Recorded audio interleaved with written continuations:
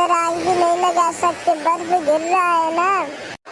हाँ हाँ, तो तुमने सही बात की, बर्फ गिर रहा है इसलिए हम आग नहीं लगा सकते, हमारे पास कुछ भी नहीं है।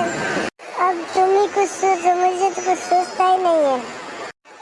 अरे मैं क्या सोचूं, मेरे भी दिमाग में कुछ आ ही नहीं रहा है, अब तुम ही कुछ सोचो बल्लू।